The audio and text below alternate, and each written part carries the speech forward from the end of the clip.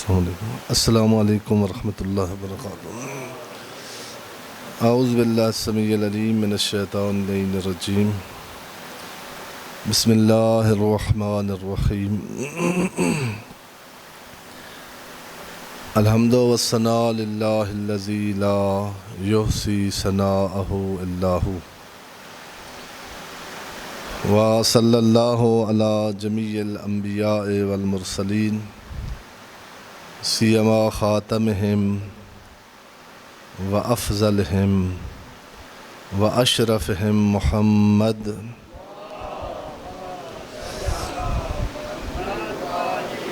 وعلی آلہ الاطیبین الانجمین، لا سیما بقیۃ اللہ فی العالمین والارضین، بہم نتولی ومن اعدائہم نتبرأ الی اللہ۔ اوصیکم نفسی و عباد اللہ بتقوی اللہ، اتقوا اللہ فإن خیر الزاد التقوی۔ سب سے پہلے اپنے آپ کو اور آپ مومنین کرام، موالیان حیدر کرار، راہروان راہ ولایت کی خدمت میں تقوی الہی کو اپنی زندگی کے ہر قدم پر ملحوظ رکھنے کی نصیحت کرتا ہوں۔ تقوی الہی کے ساتھ اپنی زندگی کا نظام قائم اور استوار کرنے کی تلقین کرتا ہوں، اور تقوی جیسی محفوظ نظام حیات کو جدیت کے ساتھ سیریس لینے کی طرف دعوت دیتا ہوں۔ بعض چیزیں ایسی ہوتی ہیں کہ ان کو تکرار کرنے کی ضرورت ہوتی ہے۔ عموماً فصاحت و بلاغت کا تقاضا یہی ہے کہ جو بات ایک دفعہ ہو جائے اس کو بار بار کیا جائے تو ملال آور ہوتی ہے، طبیعت پر گراں گزرتی ہے۔ لیکن آپ نے دیکھا ہوگا کہ قرآن مجید نے بعض چیزوں کا تکرار کیا ہے، خصوصاً بارہا عرض کیا ہے کہ یہ سورہ فاتحہ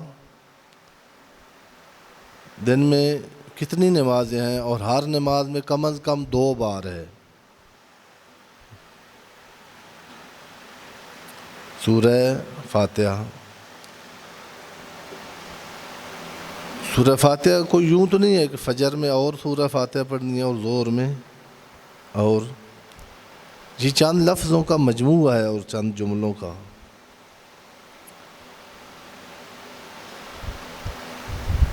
درس رکھا ہے سورہ فاتحہ کا، آپ نہیں آ رہے، وہ اس لیے رکھا تھا کہ تھوڑا سا روایات میں ہے کہ سورہ فاتحہ روایت میں ہے کہ پورا قرآن ایک پلڑے میں ہو اور سورہ فاتحہ ایک پلڑے میں ہو تو اس سورہ فاتحہ والا پلڑا جھکتا ہوا نظر آئے گا، پورے قرآن کا پلڑا اٹھتا ہوا نظر آئے گا۔ یا دوسری روایات میں اور مفسرین نے کہا کہ پورا قرآن مجید اس سورہ فاتحہ میں ہے۔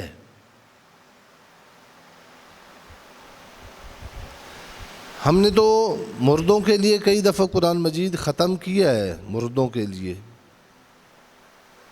توجہ مردے کی طرف ہوتی ہے۔ قرآن مجید مجھے مخاطب ہے، مجھے کچھ کہنے آیا ہے زندوں کو، جو مر جائے اس کے ساتھ کوئی قرآن مجید کا تعلق نہیں۔ ہم نے بنا مردوں کے لیے دیا، اس وقت قرآن پڑھنا ہے جب کسی نے مرنا ہے۔ قرآن مجید کتاب زندگی ہے، اور زندگی کے ہر سیکنڈ کے لیے قرآن مجید کی ضرورت ہے، ہر دن کے لیے۔ یہ سورہ فاتحہ کم از کم 34 مرتبہ ہر مومن سنی شیعہ پر سورہ فاتحہ پڑھنا دن رات میں واجب ہے۔ 17 رکھتے ہیں نا، 17 رکعتوں میں ہاں معذرت کے ساتھ 17 رکعتوں میں 17 مرتبہ جو ہے سورہ فاتحہ واجب ہے پڑھنا. یہ 17 مرتبہ واجب ہونے کا معنی یہ ہے کہ قرآن مجید اور اللہ کے نزدیک جو صبح سورہ فاتحہ پڑھی تھی اس سے جو چارج ہوا تھا انسان، وہ بیٹری پھر 12 بجے ختم ہو گئی ہے.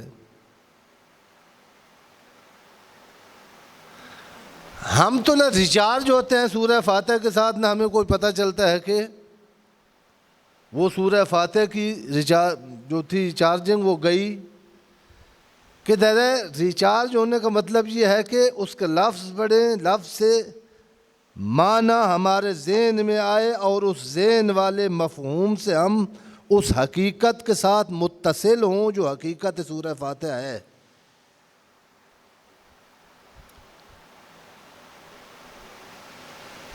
جب لفظ پڑھتے ہوئے ہماری یعنی توجہ کسی طور پر ہے، معنی ذہن میں آئے نہیں. میں یہ عرض کرنا چاہتا تھا کہ اس تکرار کی ضرورت ہے، اور وہ یعنی تھوڑا اگر سورہ فاتحہ اس لیے یعنی دوبارہ عرض ہے کہ جو ہے نا سنڈے کو نماز ظہر ادھر پڑھ لیں، اس کے بعد سورہ فاتحہ کی تفسیر آپ کو انشاءاللہ معلوم ہوگا کہ یہ جتنے درد ہیں ہمارے، جتنی مشکلات ہیں ہماری، ان میں سورہ فاتحہ کی سے ہم شفا لے سکتے ہیں. ہم نے شفا ہندوؤں والی لی ہوئی ہے کہ دم کروائیں سورہ فاتحہ. قرآن مجید دم کرنے کے لیے نہیں.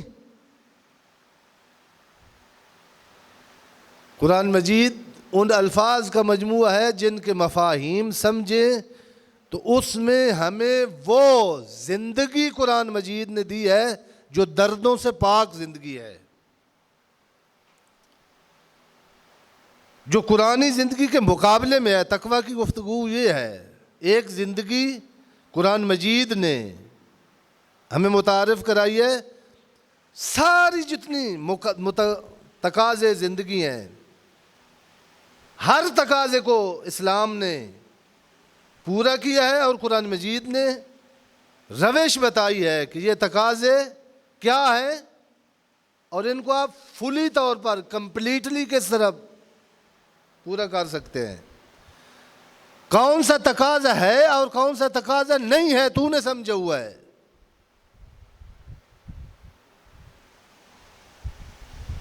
آپ نے دیکھا ہوگا قرآن مجید نے پہلے عقائد ہیں، اس کے بعد اخلاقیات ہیں دین میں، اس کے بعد اعمال ہیں.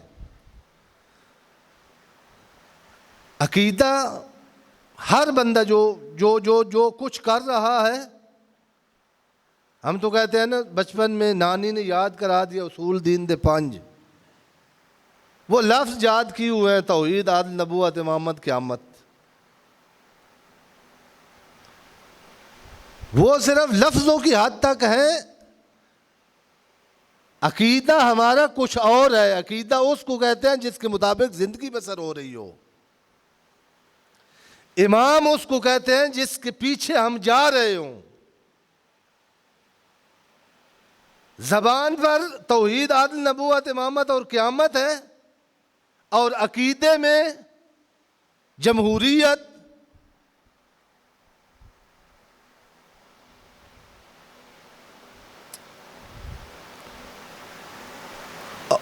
وہ ہے جو پڑھتے ہیں، وہ ہے جو دیکھتے ہیں، وہ ہے جو نصاب میں ہے.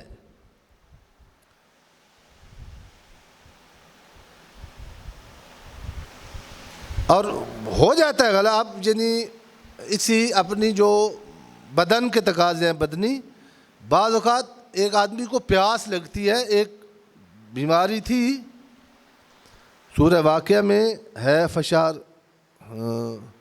فشاربون شرب الہیم.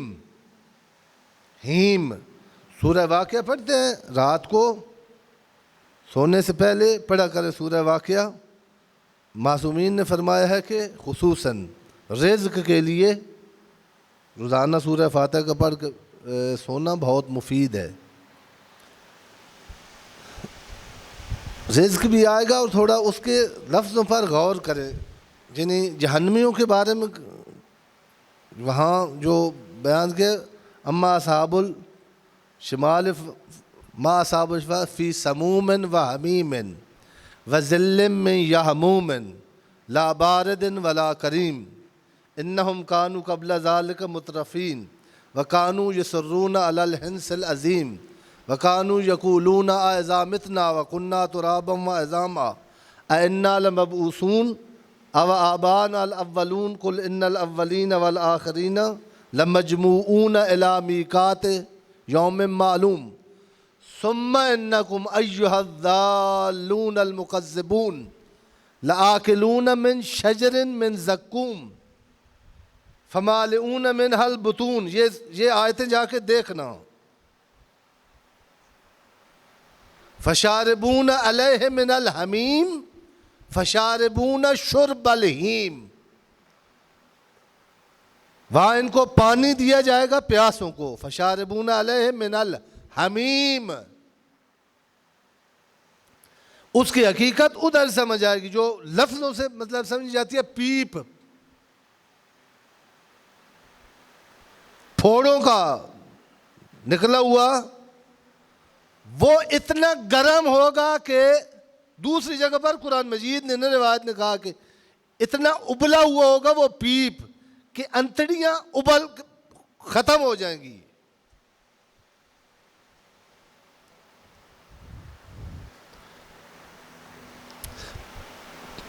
کیفیت یہ ہوگی کہ سامنے دیکھتے ہوئے کہ یہ پیپ ہے، مانگے گا پھر پیے گا.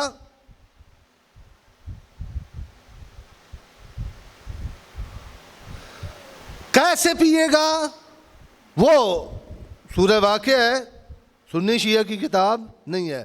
فشاربون شرب الہیم، اس کی تفسیر میں شرب الہیم نوعیت ہے، ایک پینے کی کیفیت، کس طرح پیے گا.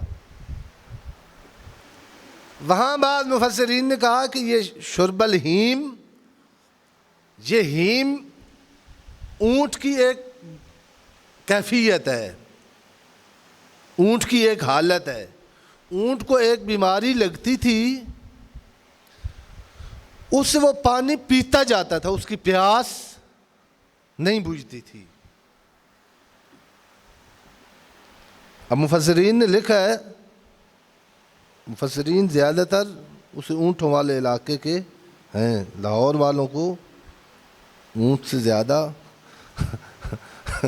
کسی مفسر نے کہا نہج البلاغہ کو سمجھنے کے لیے اونٹ اور گھوڑے کو پہلے سمجھنا ضروری ہے، چونکہ علی کے سامنے مجمع وہی تھا جو اونٹ اور گھوڑے کو کمپیوٹر سے زیادہ سمجھتا تھا. آج اگر علی ابن ابی طالب نہج البلاغہ کے خطبے دے رہے ہوتے تو لیپ ٹاپ کے ذریعے سمجھاتے. وہ جو تھے وہ ہی سمجھتے سکتے جو اکثر گھوڑے اور اونٹ کی مثال دی ہے. تو کہتے ہیں کہ گھوڑے، اس اونٹ کی ایک بیماری اس کو لگتی تھی جس کے ساتھ پانی اتنا پیتا تھا کہ بعض اوقات اس کا پیٹ پھٹ جاتا تھا. اوجری. اب جب پیٹ پھٹ رہا ہوتا ہے تو بندے کو یا حیوان کو پتہ تو چلتا ہے. اس کو وہ پیاس اتنی شدت سے محسوس ہو رہی ہوتی تھی کہ ادھر سے پیٹ پھٹنے کے درد اس کو محسوس نہیں ہوتا تھا، ادھر پیاس کی شدت اس کو تقاضا کرتی کہ پیتا جا پیتا جا پیتا جا. اس کیفیت کے ساتھ جہنمی قیامت کے دن پیپ پئیں گے ابلی ہوئی.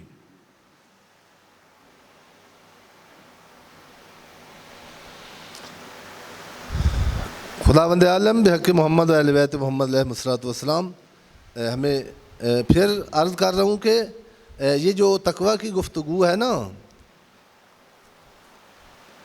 یہ اس لیے ہے کہ اور سورہ فاتحہ کی جو تکرار ہے نماز میں وہ اس لیے کہ ہم سورہ فاتحہ پڑھ کے پھر آپ جو گاڑی چلاتے ہیں اور لاہور میں رہتے ہیں، لاہور صفائیوں کا شہر، ابھی سروس کرا کے گاڑی گھر پہنچتی نہیں ہے تو پھر دیکھنے کی ایسے ہی ہوتا ہے نا، وہ پھر صاف کرنی پڑتی ہے۔ ہم بعض اوقات پتہ بھی نہیں چلتا کہ وہاں سے یہاں تک آئے تو گاڑی کا پھر یہ حشر کیسے ہو گیا۔ پیغمبر اعظم استغفار کی بہت تکرار کرتے تھے، بہت استغفار کرتے تھے، بہت تکرار کے ساتھ۔ اصول کافی میں ہے کہ 70 مرتبہ کم از کم اللہ کا حبیب، نبیوں کا سلطان، معراج کی رات نبیوں کا امام، تو کسی نے سوال کر لیا کہ اے جوانان جنت کے سرداروں کا سردار محمد، فضائل سنتے رہتے ہیں آپ، یہ جملہ دقت کرنا، جوانان جنت کے سردار ہیں حسنین، حسنین کا سردار ہے، حسنین کا پاک بابا، اور جس کو فخر سے اپنا سردار علی کہتے ہیں وہ ہے محمد صلی اللہ علیہ وآلہ وسلم۔ فرمایا آپ کو استغفار کی اس طرح کیا ضرورت ہے، تڑپ تڑپ کر۔ نبیوں کے امام فرما رہے ہیں جن کو ضرورت محسوس نہیں ہوتی نا کہ ہر ہفتے تقویٰ پر گفتگو کرنے سننے کی کیا ضرورت ہے۔ پیغمبر فرماتے تھے یہی جو امور نبوت ہیں، ہمارا عقیدہ ہے کہ پیغمبر جو کام کرتے ہیں وہ جو واجب ہوتا ہے یا مستحب، اس سے تو ہٹ کر ہو ہی۔ فرماتے ہیں چونکہ ان کا جو ایک دنیاوی بھی جنبہ ہوتا ہے، ظاہر ہے پیغمبر کا گھر بھی تھا، امور معاش بھی تھی، ازواج بھی تھی، اولاد بھی تھی، کہتے ہیں چونکہ اس میں ایک جنبہ امور دینوی کا ہوتا ہے اور امور دنیویہ وہ ہیں جس میں پڑھنے سے یہ دل غبار آلود ہونا شروع ہو جاتا ہے، اس غبار کو صاف کرنے کے لیے استغفار پڑھتا ہوں۔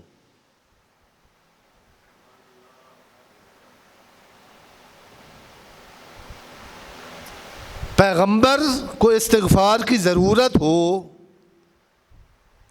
پیغمبر کو ضرورت ہو کہ سارے کام چھوڑ کے 40 دن غار حرا میں اپنی زوجہ مطہرہ حضرت خدیجہ سے دور، اپنی پاک اولاد سے دور، ایک غار میں بیٹھ کر صرف عبادت کریں۔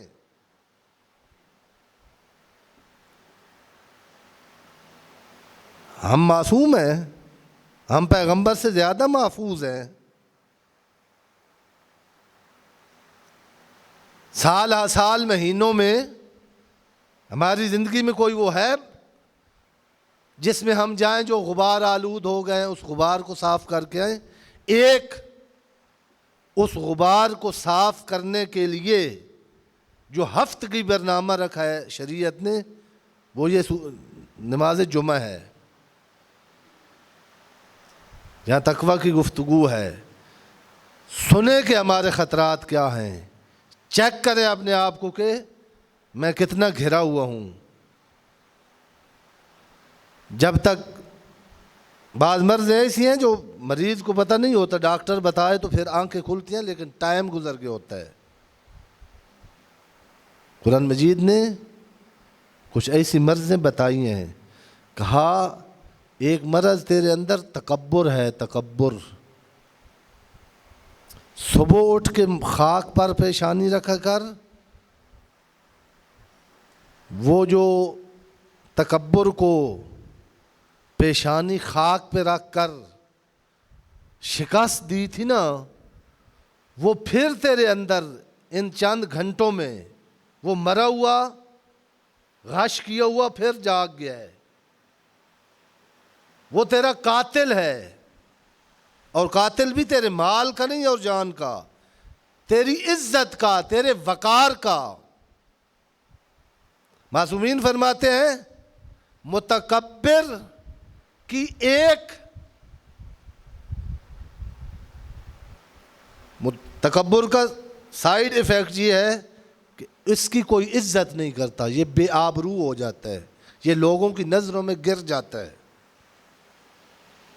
فرمایا 12 بجے آ کے پھر ایک دفعہ پیشانی خاک پہ رکھ۔ ان احسن الحدیث وابلغ الموعظہ کتاب اللہ۔ بسم اللہ الرحمن الرحیم۔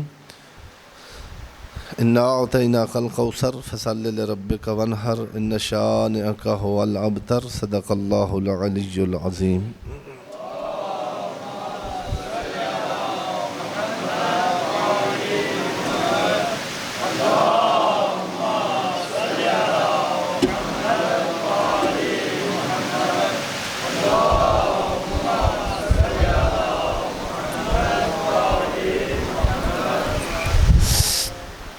اعوذ باللہ السمیع العلیم من الشیطان اللعین الرجیم۔ بسم اللہ الرحمن الرحیم۔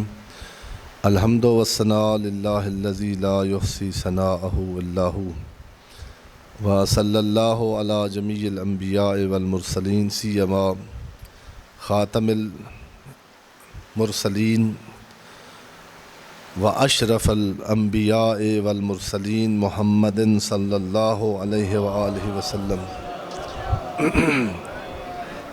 وعلی آلہ الاطیبین الانجمین لا سیما بقیۃ اللہ فی العالمین۔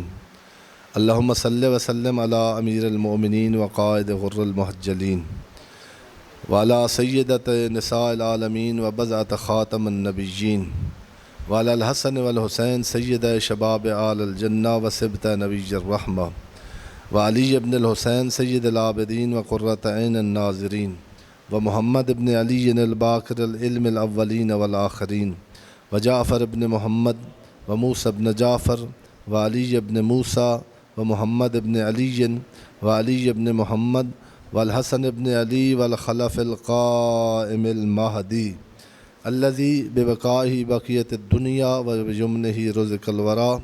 اللہم عجل فرجہ وساہل مخرجہ واکحل ناظرنا بنظرۃ منا الیہ۔ خداوند عالم بحق محمد و اہل بیت محمد علیہ الصلاۃ والسلام ہمیں قرآن و اہل بیت کے ساتھ تمسک کر کے وَاعْتَصِمُوا بِحَبْلِ اللہ، قرآن مجید نے کہا ہے۔ یہ وَاعْتَصِمُوا کا جو ترجمہ آپ کہتے ہیں نا کہ تمسک کرو، تمسک اور لفظ ہے، یہ بھی عربی کا لفظ ہے، قرآن مجید میں بھی استعمال ہوا ہے، حدیثوں میں جہاں حدیث ثقلین ہے وہاں کہا گیا انی تارک فیکم الثقلین کتاب اللہ و عترت آل بیتی فإن تمسکتم بہما۔ تمسک اور ہے اعتصام، اعتصام عصمت سے ہے۔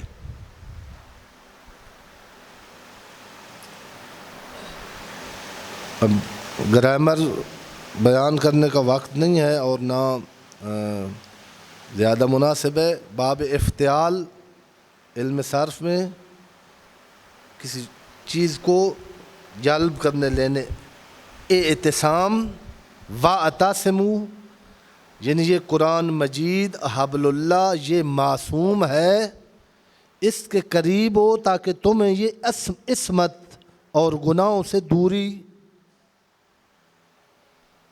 نصیب ہو، چونکہ وہ معصوم ہے، جتنے جتنے اس کے ساتھ ہوگے، قریب ہوگے، اس کے سائے میں ہوگے، آپ کو بھی وہ عصمت کے آثار کیا ہے کہ گناہ سے نفرت ہو، گناہ سے دوری ہو، آپ میں پاکیزگی آنا شروع ہو جائے گی۔ ملکی حالات جو ہیں ان پر میرا آج پروگرام تھا کہ تھوڑی سی ضرور گفتگو کریں کہ بہت افسوسناک صورتحال ہے۔ بعض اوقات آدمی جنہیں نہیں ایک کامن سینس انسان برداشت نہیں کر سکتا کہ کیا ہو رہا ہے ہمارے مطلب پولیس کے نوجوان بیچارے، تھوڑا کھولنے کی ضرورت ہے۔ ہم صرف جذبات اور احساسات خداوند عالم دعا کر رہا ہوں صرف کہ مذہب کو سیاست کے لیے استعمال کرنے سے اللہ ہمیں محفوظ رکھے اور حکومت کو ہوش کے ناخن لینے کی توفیق مرحمت فرمائے۔ فقہی مسئلہ بھی ایک بیان کرنا بہت ضروری تھا۔ اب مجھے یہ بیان کیا ہے پہلے، لیکن ایک دو مومنین کرام بزرگان لگتا ہے کہ نہیں ہے۔ اب یہ توضیح المسائل جو آپ کے سامنے ہوتی ہے گھر میں رکھیں اور دیکھا کریں۔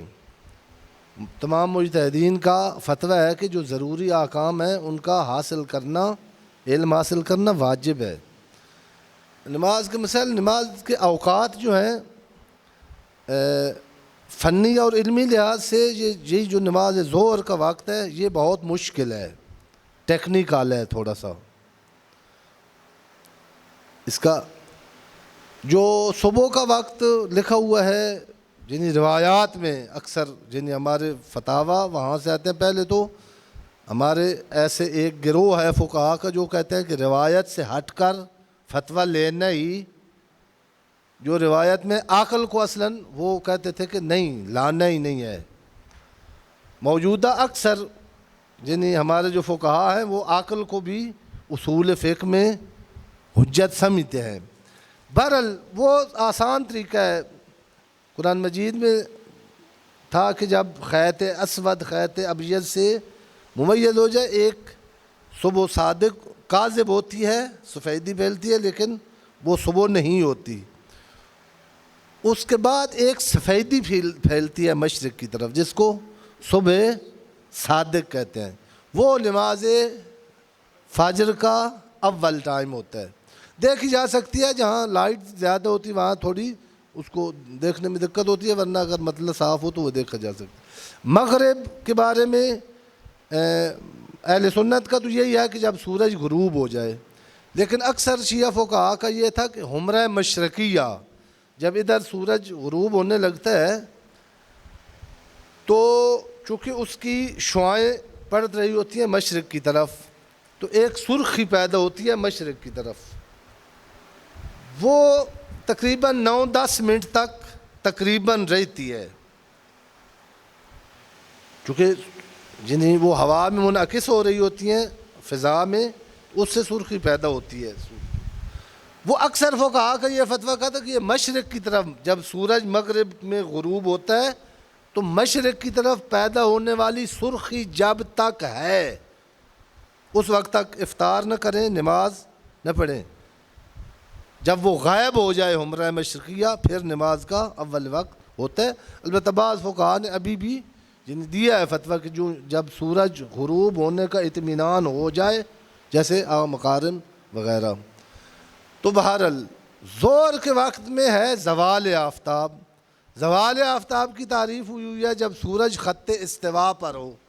یہ جو ہے مسئلے تھوڑے تکنیکی ہیں۔ خط استوا کیا ہے اس کی پھر آسان کر کے توضیح میں لکھا ہے۔ زوال آفتاب اصل میں ہے جس میں ایک طریقہ لکھا ہوا ہے۔ زوال آفتاب مکہ جہاں سورج خط استوا پر ہوتا ہے وہاں سایہ ختم ہو جاتا ہے۔ ان ہمارے علاقوں میں سایہ ختم نہیں ہوتا، گھٹتا جاتا ہے مشرق کی طرف، جو سایہ مغرب کی طرف ہوتا ہے صبح، وہ گھٹنے کی آخری مقدار میں پہنچ کر پہلے کس طرف ہوتا ہے؟ مغرب کی طرف، پھر وہ مشرق کی طرف چلنا شروع ہو جاتا ہے۔ وہ زوال ہے، اور وہ اتنا ہوتا ہے کہ معصوم سے علیہ الصلوۃ والسلام سے پوچھا کسی نے کہ ظہر کا وقت ہو گیا ہے؟ معصوم نے فرمایا نہیں، اور فرمایا ہو گیا ہے۔ ہر پریشان ہوا بندہ، بھائی کہا نہیں ہوا تو پھر ابھی کہہ دیا کہ ہو گیا ہے۔ فرمایا یہ کیا؟ نفی اور اس بات دونوں میں جواب دے دیے۔ کہا جب تو نے پوچھا تھا اس وقت نہیں ہوا تھا، یہ میرے نہیں کہنے تک خط استوا سے سورج 1 سیکنڈ 2 سیکنڈ لگتے ہیں۔ تو یہ چونکہ عوام کے دسترس کا مسئلہ نہیں ہے، تو جمعہ کے یا ظہر کے ٹائم میں توضیح مسائل میں ایک لفظ لکھا ہوا ہے زوال عرفی. زوال عرفی کا معنی یہ ہے کہ وہ جو زوال تکنیکی جو معصوم نے کہا تھا کہ نہیں ہوا اور ہو گیا ہے، وہ دیکھنا ہر بندے کے پاس کا روگ نہیں ہے. جب عرف کہے کہ سورج ڈھل گیا ہے، البتہ ٹیکنیکی جب ہو جاتا ہے زوال تو نماز پڑھ سکتے ہیں، جو دیکھ سکتا ہے چیک کر سکتا ہے، چیک کر کے پڑھ لے. لیکن عموم کے لیے وہ تکلیف نہیں ہے کہ اس سے لیٹ نہ کریں، کیونکہ اس کو اگر دیکھنا ہوگا تو پھر دوسرے کام. زوال عرفی جب عرف عام سمجھ لے کہ سورج ڈھل گیا ہے تو وہ تھوڑا سا اس زوال تکنیکی کے بعد شروع ہوتا ہے. وہ اول وقت ظہر بھی ہے، جمعہ بھی ہے، اس کے بعد پھر فقہاء نے کہا کہ اتنے ٹائم تک اول وقت رہتا ہے.